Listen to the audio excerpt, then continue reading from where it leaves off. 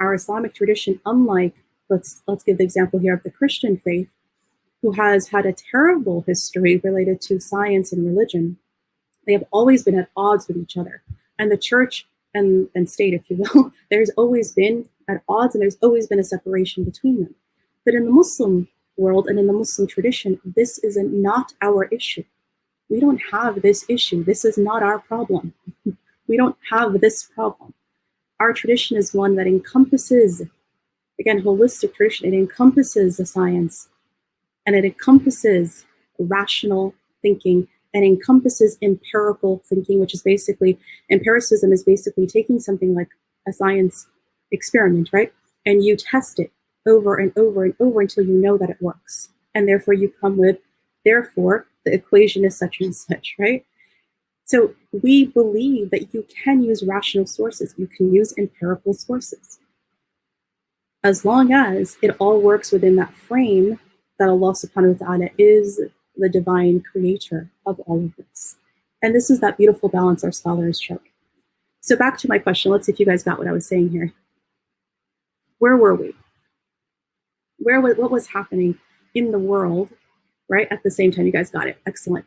At the same time of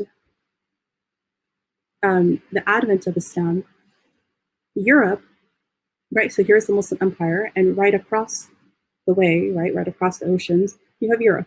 Europe in that time very much was in the Dark Ages, right? Which is not the most historically accurate term, but certainly people use these terms, Golden Age, Dark Age, fairly commonly. And what it just means is it was a time in Europe in which science was not essentially ruling the way it is now. And it was also a time when you look at mental health specifically, there are so many examples of how the mentally ill were very much treated very poorly. And they were burned at the stake as though they were witches.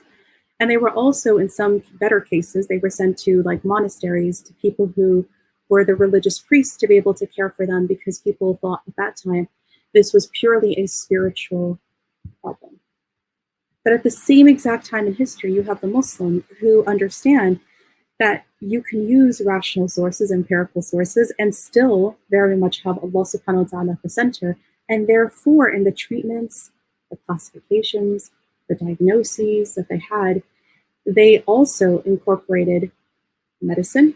Like, here are herbal concoctions, medications that you can take for some of these illnesses, because they understood that there was a biological connection. They didn't have very advanced science of genetics yet, but they understood that there was definitely something heritable. Like, you can inherit things from one generation to another. They also understood you can take on things environmentally. So for example, if somebody lived all their life in a peaceful state, they're going to be just fine. But then one day, let's say war breaks out, and there's killing and bloodshed and all of this terrible stuff. And yeah, that person can go from being in a normal state emotionally to being someone who has experienced trauma.